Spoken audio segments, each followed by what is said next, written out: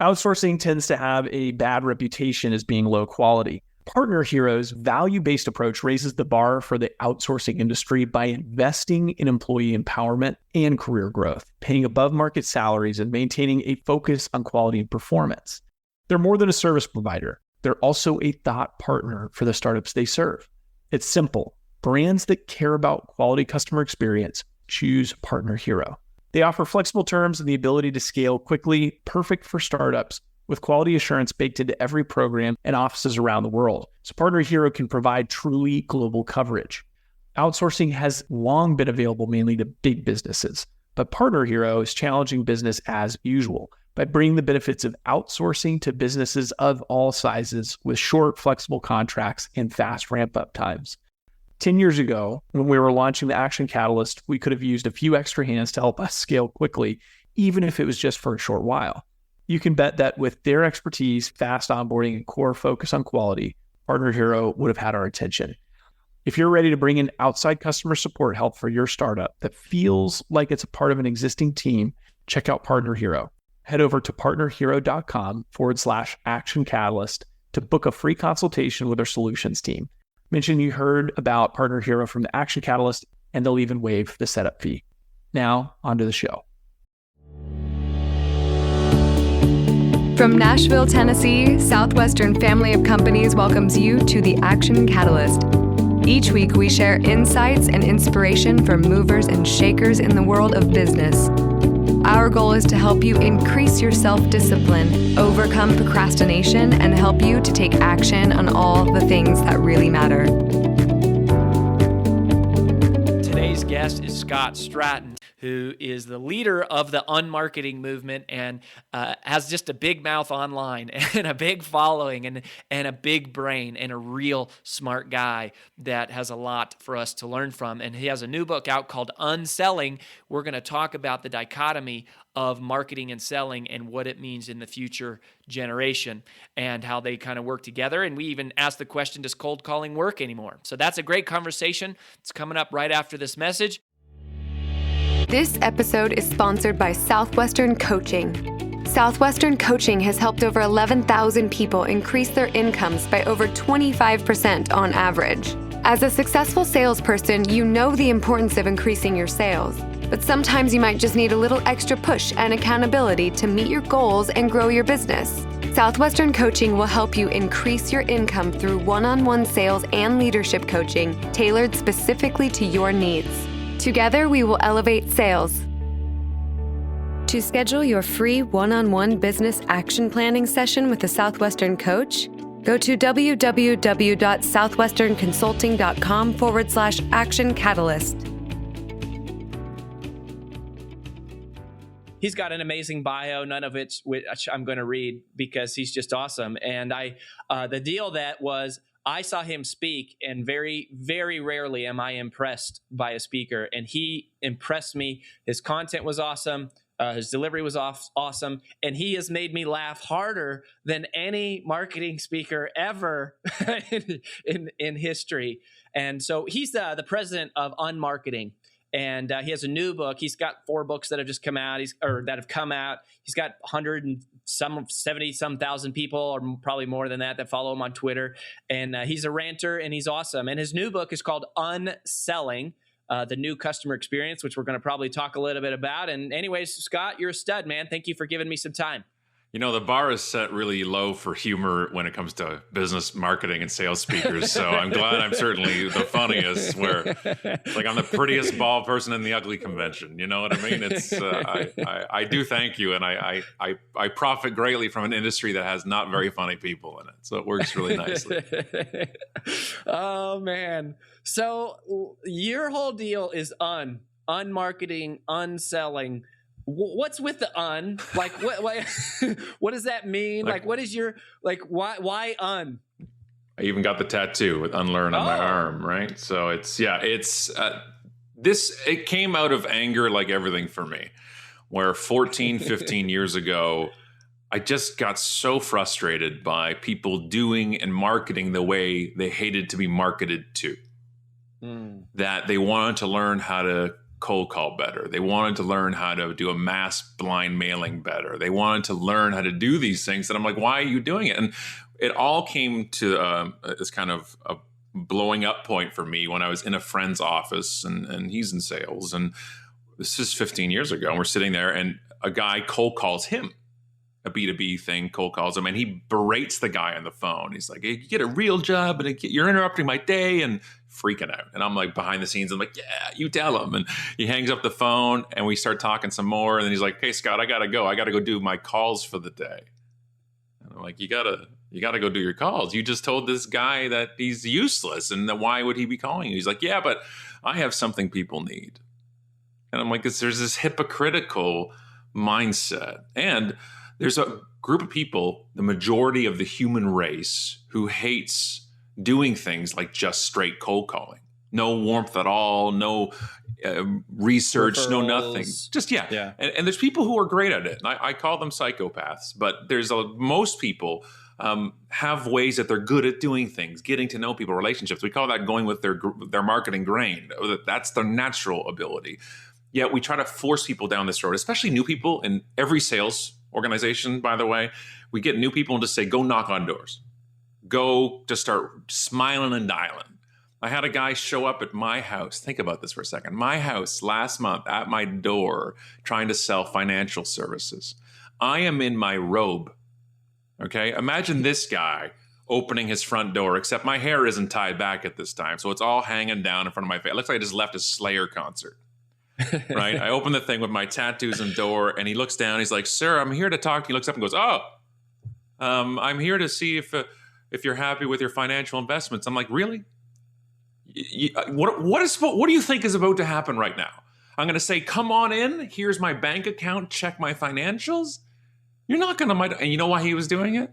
Because he's new. And they told him, go walk around the community. That's not community. Knocking on my door isn't being community. Community is being part of the community. So that's where I said, what could we do that's the opposite of that? And that's where un came out. It was unmarketing. So here's part of why I brought you on, and I don't know if you know this. So I sold door to door for 5 summers in college. Yeah, knocked on doors, built a huge sales organization at Southwestern Consulting. So we do sales consulting, and we teach people to not only cold call, but to use a system we call pre-approach of getting information, and also to warm call and get referrals and work smart and do stuff like that. But we teach people to make sales calls. Right. Let me ask you this question. So the problem I have with marketing is it takes too long. Right. So, that's why I love, to me, it's not sales or marketing, it's both. And I love what you're saying. Like, why are we marketing to people the way that we hate being marketed to? I think that's huge. But marketing takes a long time. And so now you have unselling. So can you kind of reconcile these ideas between like marketing, kind of like the aerial support, and selling? And do you really think that's true, that marketing takes a longer time, like a longer runway? And I think if you're going to try to market by being part of, let's say, a community, that takes a very long time. And that's an issue. That's an issue where you have overhead and you're paying people. But when it comes to unselling, is also looking at doing things differently. I'm not against. One of the things I advise people to do, and we did a video last week about it, was that anything works. Anything works. If you work it. If it works and you do it right. And everything doesn't work. Right. Twitter does and doesn't work. Knocking on a door does and doesn't work. You know what works knocking at my door? This company called King's Paving that will come by and say, we're already in the neighborhood. We're already paving this person's driveway. We're bringing all the equipment anyways. We're wondering, did you need your driveway done at a discount? Because we're already here. Yeah. I love that. Right. I love it. Yeah. I don't need you to sell me a vacuum cleaner. I don't need you to sell me financial services where there's a giant trust gap, where I have to get to, trust you and think you know what you're talking about before I would talk to you. It's a very practical, makes very incredible amount of sense to do that. Same with a landscaping company. They just had something hanging on my door today. We looked at your lawn. This is how much it would be every week. Oh, awesome. That's smart. But the problem is when we say everybody should be doing this, or everybody can do this, doesn't make sense to me, which is, by the way, which also goes to marketing and things like digital and social media, that people think I'm saying to people, everybody should just use Facebook or Twitter and or LinkedIn and use all these platforms. And my whole thing is saying, no, nothing works for everybody and everything doesn't work for nobody. We've got to say what works for me. Do you have time? For me, I built my entire empire based through Twitter. Like today is my 8-year anniversary. Wow. When I started Twitter, I shared my first tweet ever today. Twitter. Today is? Yeah, That's awesome. Today is the day. And this is the thing. Twitter literally changed my life. Literally changed my life. I got the whole momentum because of that. But here's the thing. I was a guy on Twitter talking about Twitter. So it worked for me. I'm naturally my humor. I've been told I'm pithy, and I've had to look that up and see what that meant. And it worked really, but it worked really well for me. And but if I did the same things today I did 8 years ago, it wouldn't have the same traction. And it just worked out for me that like the house that you see me sitting in right now is bought because of what we've done because of Twitter. And that to me is something that says, okay, but I am so hesitant to say, and now you can do this too. Because it's so individual, like anything in sales. I know you could teach anybody listening and watching right now. You could have 2 people in an organization teach them the exact same things, the exact same tools, and you'll have 2 separate results sometimes because there's a personality driven behind it, there's a motivation driven behind it, and there's a skill set. I know I didn't answer the question exactly, but it's but you did because I think the essence of it. And here's where I go. Look, my background is door to door. I knocked on doors, and then I went and I made cold calls in corporate, and we know how to do that. Now we teach referrals, right? Like that's really what we're teaching, but we're not afraid of cold calling. You come at a different way, but here's the deal that is the, so I love what you said about it's not one, everything works if you work it. It's not just one way, but the key thing that you said that I think reconciles all this, and you do it, is trust. right. I can build trust when I knock on a door if I'm not a total shyster. Yeah, huge. I'm not trying to sell to you in that first meeting. I shouldn't be trying to just like in that kind of a sale, like your intimate personal finances. It's not about closing a deal, right? That day I'm building a relationship with you. The same thing that you do on Twitter. One tweet at a time, you build trust, you build relationship. And I think that's probably why I'm drawn so much to you, is because you're all about trust. Yes. Building that, and that's as positioning. And the bigger the trust gap in the sale, the more you have to realize you've got to build that trust. That's why a guy doing paving can sell to me the first meeting. Right? He's right. Paving my driveway. He's paving my driveway. Yeah, I can see it's not good. You've got a machine. Let's do this. My finances? A little different. Yeah. Real estate? Same thing. Right? There's giant insurance, right? Accounting, there's a gap. You got I gotta know that you're the right choice. And that's where this, especially in the past 5 years, the digital side of things has made it even more impactful, where I can do much more research on you, the vendor, than I used to be able to do as well. And that there's a lot that plays into that. Yeah, and I love that about like online, and that's, people make the same mistake when they market online. Like I'm traditionally more of a sales guy, not a marketing guy. But as soon as I started getting into blogging and podcasting and online marketing, I noticed it's like, you can't send a tweet out to the world and say, hey, click here to buy my stuff. Yeah. Right. It's that we make the same mistake, that we're not building a relationship before you kind of ask for the sale. So basic question for you. I'm genuinely just interested. What is Scott Stratton's definition of marketing? Driving awareness of a product or a service that then leads to sales. And that's pretty much the classical one for me. But for me, unmarketing really is the same as unbranding, which is we're not marketing, and branding is not a task. You're always doing it. You're not doing it when you tweet. You're not doing it when you think, okay, here's my quarterly marketing meeting. Let's put out some materials. You're marketing. I'm marketing right now to your audience, right? I have books. I don't have anything to sell. I don't do consulting. I don't do any of those things, but I make at least a nickel off my books. So that's awesome. But I'm marketing right now by doing this with you. You're marketing to people that I will share this with. So that's what marketing is always happening. I don't want to sound holistic on you here. I don't want to sound like cheesy on it, but it's always happening. And the biggest impression sometimes I find in marketing when it comes to people, individuals as brands, is when they think they're not marketing. When they think, oh, we're just having a casual conversation, or you tweet about something like, politics or religion that comes out that starts crossing people the wrong way, that is more effective in a good or bad way than really anything. And you guys have a little election coming up right now. That's very polarizing. And people will never forget somebody. Scott is from Canada, by the way. Yeah, so us Canadians we're watching from the top, looking down, saying, "This is crazy. What's going on right now?" Like, wow. I was in DC 2 days ago speaking to restaurant executives, and my opening was, "We just want to know in Canada." What the hell's going on here right now? Like, and everybody just erupted in laughter. And it was like, but you'll never forget that. You'll never forget somebody. Let's say you become contacts on LinkedIn, which is kind of, I always call it the gateway drug of social media for businesses, right? People are like, do you use social media? No, you use LinkedIn? Oh yeah, I use that. The digital Rolodex.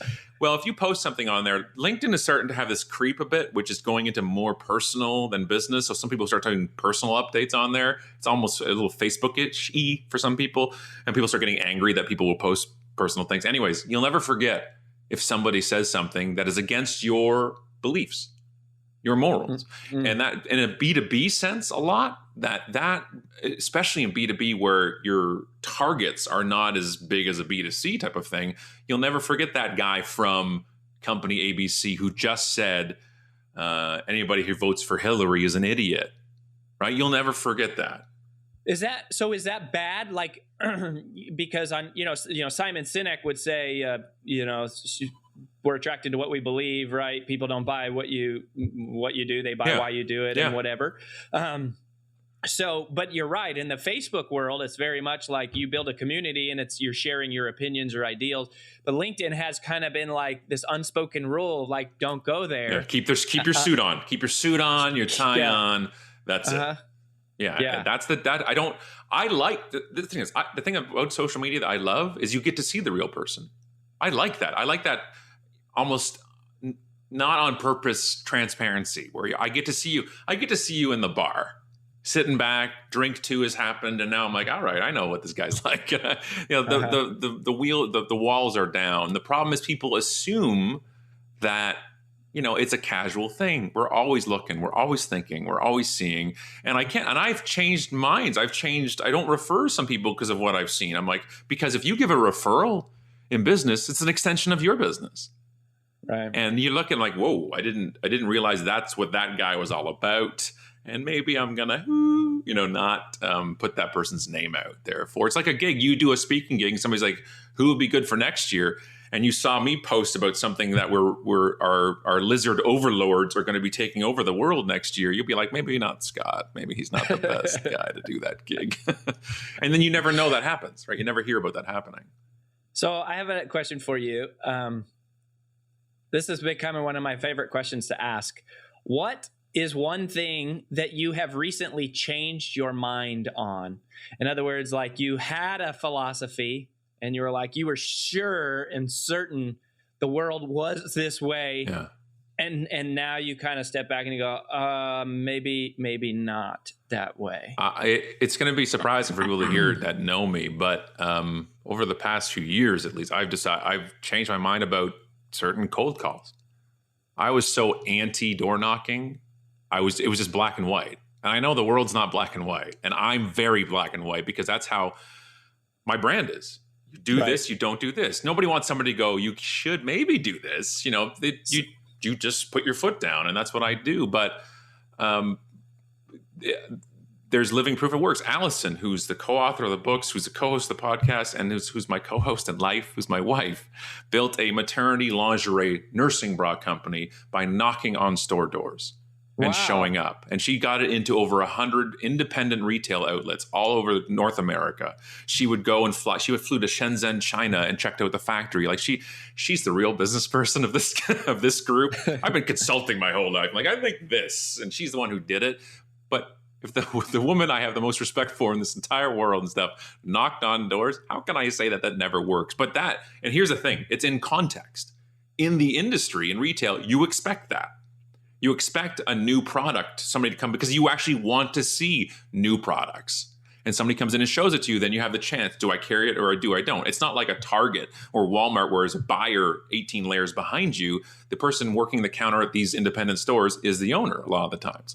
And so she did that, and she jumped on the L in Chicago and went to a store. She went over here. Like, so I'm realizing what I hate is the wrong context cold calls. I hate the phone call at dinner offering me something who knows nothing about me. I hate the financial planner showing up at my door, but I don't mind the paving guy.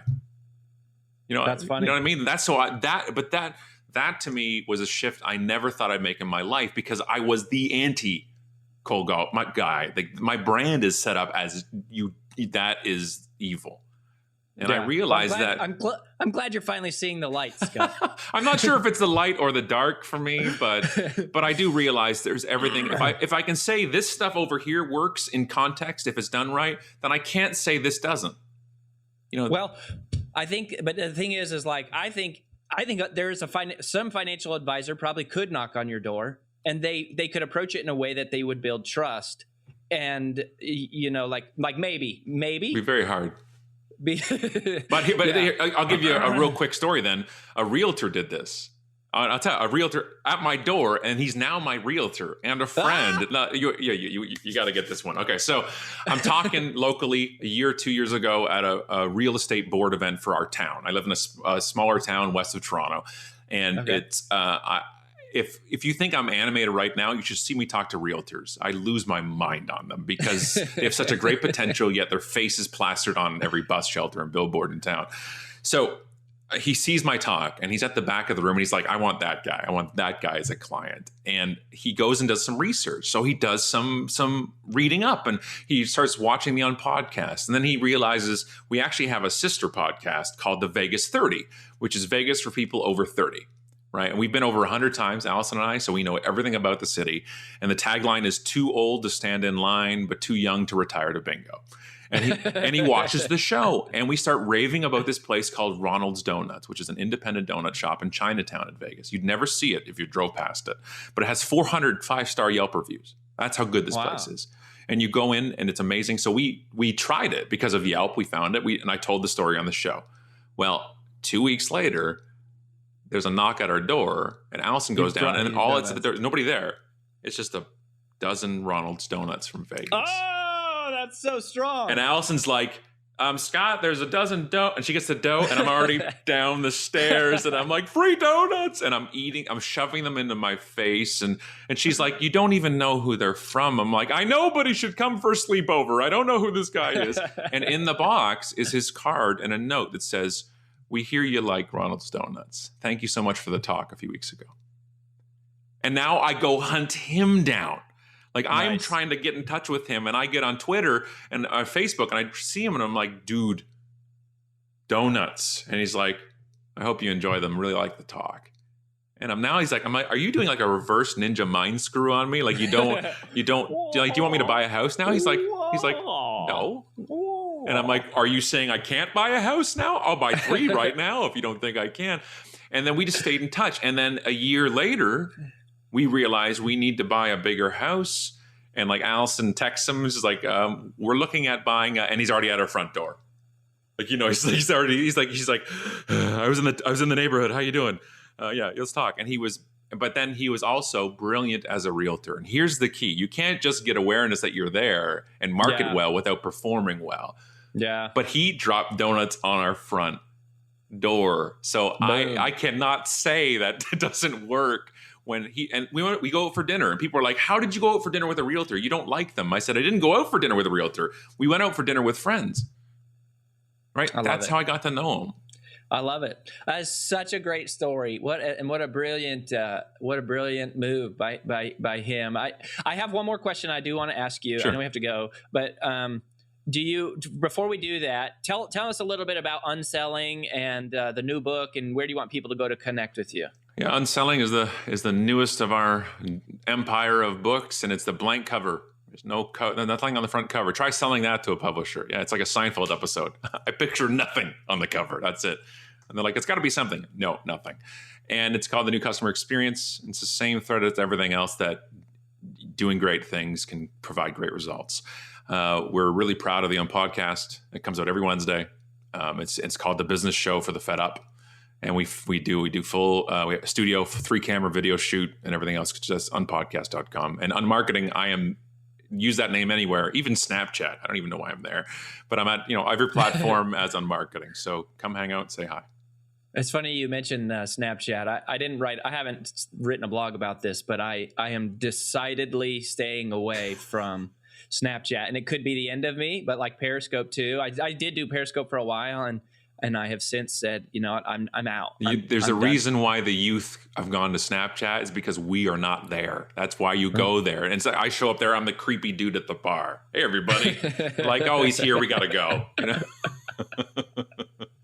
So what do you think? This is my last question. What do you see in the trend, the future of social media, content marketing? Like, how much more can people take? How many more platforms? Is it going to go on and on? Is it going to die and go extinct and completely disappear? What do we need to know to like survive and prepare for the future of this? Batten down the hatches, getting on perishable foods, and stay on Facebook. Like I did because this is really what keeps me up at night. I know I'm in the right industry and doing the right thing when I can't stop consuming content about this world where Facebook is now the homepage of the internet for most people, and it's on their app. The majority of people access Facebook through the app. And here's the most fascinating thing to me. They did a survey in India and asked people, how many of you go online every day on the internet? And it was like 30%. And they said, how many of you go onto Facebook every day? And it was 80%. People don't even realize they're on the internet when they're on Facebook, and realize that has become our homepage. Right? It used to be open it up and it was a search, or you pick your homepage and then you'd go check different things. Especially, I say social media, but Facebook has become at least our homepage. Over 1 billion people daily are logging in. That's unprecedented. That's unheard of. And when people tell me these people are leaving Facebook or these people, I'm like, 1 billion people a day. I don't care what demographic is dipping and dodging around. 1 billion people a day. And that to me is a point of earth penetration that says, okay, what's next from there? I'm watching their moves, and they're like, well, they moved to Instagram. I'm like, well, they own that too. Like and fascinating how they broke out Messenger as a separate app and where that's coming from. And now, of course, the sexy thing to talk about is bots, is UI, is this whole AI, where they're coming in and you text something in the Facebook Messenger and it automatically gives you an answer back. There's airlines doing it. My boarding pass, please. And bloop, your boarding pass comes up, and rebook my flight, and bloop, hotels. Bloop, and it's all this artificial intelligence. We're getting to this point where I'm going to get freaked out. And it's creepy. Yeah. And then I love things like 360 video. I think it's great. It's got a camera. It's got a 360 camera, and the impact to me in the real estate world, it should be just epic. Huge. On how it's doing. If it's done, but again, if it's done well. So as an example here, I have, it's in the room somewhere here. UNICEF sent us a Google Cardboard mask in the mail, and you put your phone in it and it becomes a virtual reality thing. And they sent it, and you go to their URL, which is, I think, unicef360.com. I go to it, and I'm in a refugee camp in Somalia. Looking around, and there's kids running up playing soccer and stuff. And I'm like, that's how you do it. Like, that to me is a big impact. And then the kids watched it. And then what we did after we watched it?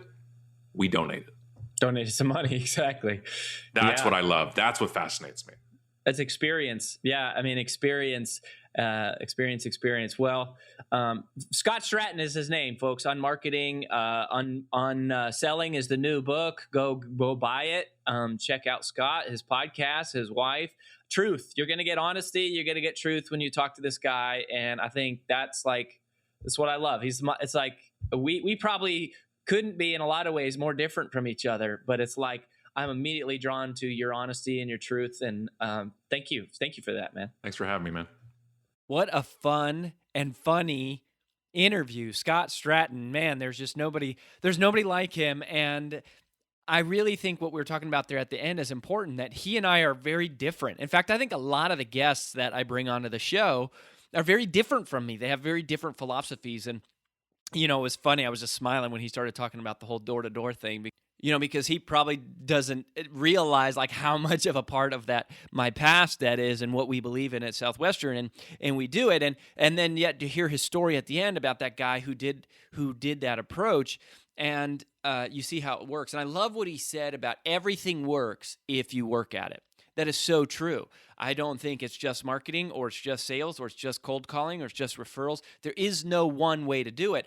Everything works if you work at it. And there is a system and a science to all of those things and just an intelligence level. And I think this is the part where he and I are so congruent and we're so much in alignment, is that ultimately sales and elevating sales and growing your revenue is all about building trust. It's about having that relationship, and it is about that sort of mutual exploration for both of each other's best interests. And I think that is what is key, whether it's on social media or it's television advertising or radio advertising or podcasting, right? You can tell when somebody cares about you, and you can tell when somebody is using you. And that is what you have to stay away from. And our whole concept and philosophy about selling is about serving the other person. And so I want to share 7 ways, 7 ideas that are practical things that you can do to build trust, because you can knock on somebody's door and build trust. You can send an email and build trust. You can send a tweet and build trust. You can make a phone call and build trust. You can also knock on a door, send a tweet, send an email, or make a phone call and lose trust. It's not about the vehicle of the communication. It's not about the medium. It's about the messenger. It's not about the medium. It's about the messenger when it comes to trust. So here are 7 philosophies, 7 practical things, 7 concepts that you want to implement to build more trust, regardless of how you're trying to grow your business. So number 1 is to be service-minded. We say it all the time on the show. It's hard to be it's hard to be nervous when your heart's on service. It's hard to be nervous when your heart's on service. And people can sense when you're there interested in helping them achieve what's best for them. And they can smell when you have commission breath, right? They can tell when you're out for your own best interest. And I have found that you never lose by being service-minded. You never lose. You can't be in support of other people so much and not have it come back to you. I mean, it's like Zig Ziglar's old quote, if you help enough other people get what they want, eventually you'll get what you want. And I really think that is true. And there are isolated instances of relationships maybe where you're the one who's the giver and somebody else is receiving, and maybe you feel like, well, hey, that didn't come back to me, but it comes back around in other forms and fashions. So be service-minded. Number 2 is be generous. Be generous. Give your time, give your money, give your advice. And particularly, I think in the economy that we're in today, we're in an advice-based economy. Like, you can give your advice, you can share your advice, and that is one of the most powerful ways to market and introduce yourself to people and build trust. That's the whole essence, right, of what this podcast is that you listen to. We're not charging anything. We're just giving it away because the value is it comes back to you, right, in some form or fashion. You build trust with people, you build a relationship with them, and that eventually leads to great things somehow, some way. So be generous. Number 3, be grateful. Be grateful. I was reminded of this a couple weeks ago when I was listening to one of my good friends, David Horsager, speak. We've had David on the show. Ironically, actually, his book is called The Trust Edge, and he's one of the world-leading authorities on studying and researching trust. And David and I are in a mastermind group together, and I went and watched him speak live again, and it was incredible. And one of the things that he said was a bit of research that I had heard before and I'd forgotten. That was really powerful. And he said the number 1 most magnetic trait in the world between humans, like what one trait will make you magnetic? In other words, make other people drawn to you. It's gratefulness. Gratitude is the most magnetic trait. And so that is how you build. That's one great way to build trust, is to be thankful for people. Be thankful for their time. Be thankful for the opportunity. Be thankful even if they don't buy from you. Be thankful for the referrals they give you. Be thankful for their feedback that they give you. Be grateful, and you will be magnetic. You will build trust, and sales will come to you. The next one, what are we on? Number 4 here. is be useful. Be useful. And this one, I think of my friend Jay Bear and what he always is talking about, and with utility, right? That was like the first speech I ever saw him give, actually, and it's not the only thing that he talks about for sure. He's got Hug Your Haters. We just had him on the show. I'm also in a group with Jay. He's in the same group, actually. And, I think that idea of just being of value to the world, be of value to other people. And the more that you are valuable to other people, the more that you are giving away, the more they will come to trust you. And all of your sales presentations, all of your marketing, like this is Jay's catchphrase, right? He says, utility is marketing so useful that people would pay for it, right? That's kind of like what my blog is. It's all free advice. I give away like the best ideas on the blog, because we know that, ultimately we're not selling ideas, we're selling results at Southwestern Consulting, and we're not asking people to pay us for our ideas. We're asking to give us a chance to hold you accountable and be your partner in consulting or bringing me in to speak or one-on-one coaching. So we're giving the ideas away, and all I'm trying to do is be useful for you. I'm trying to be useful for, and 99.9% of people who ever read my blog are probably not going to do business with us in any such fashion, but it's still a powerful thing to put out there in the world, and it's a great way to build trust. Number 5 is to be direct. Be direct and just be honest. I mean, it's kind of, you would think it goes without saying, just be honest, but be forthright, be direct with people. And even when you're unhappy, you don't have to be mean, right? You can say no and still be nice, but be direct and tell people, like, this is how you feel. This is how you're seeing things. And I love that about Scott Stratten, because he's so honest, is so raw. And I think honesty is one of the most valuable assets that we have. And that's all, includes integrity, and it includes living a life that stands up to the scrutiny of transparency, so that if people really come and audit your life, or there were hidden cameras all around or hidden microphones all around, that they wouldn't be shocked by what they saw or heard about you. So be honest. Number 6, be positive. Be positive. Just be happy, like try to see the best side of things. You can choose to see it as rain, or you can choose to see it as liquid sunshine. Attitude is the way you choose to see things. There's always a positive side to everything, and there's always a negative side to everything. The question is, can you choose to be positive? When you're positive, people trust you more, because they believe in, like, it's easier to believe in a positive outcome, in a positive future, when you're working around positive people. And so I think it's a great asset.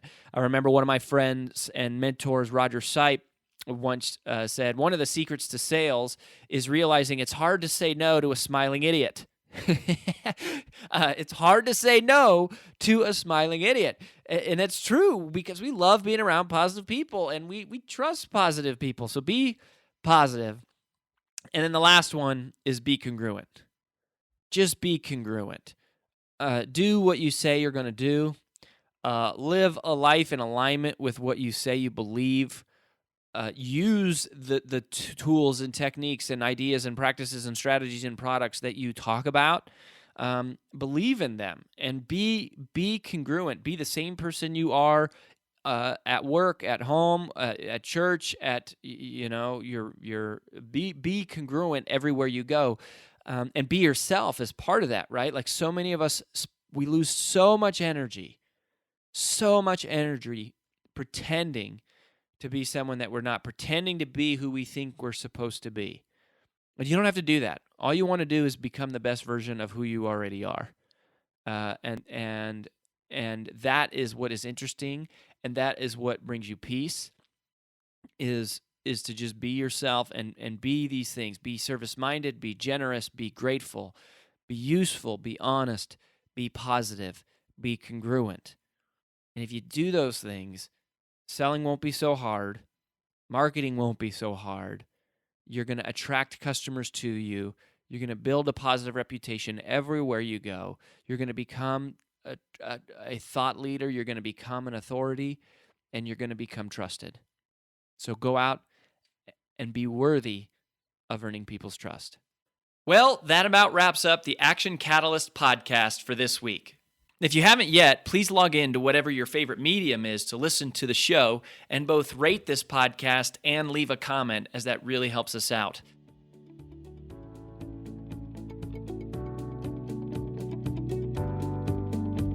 If you enjoy this podcast, please make sure to subscribe, leave a review, and screenshot this episode to share with your friends on social media. Make sure to follow us on Facebook and Instagram at Action Catalyst, and subscribe to our video podcast on YouTube. Thanks for listening.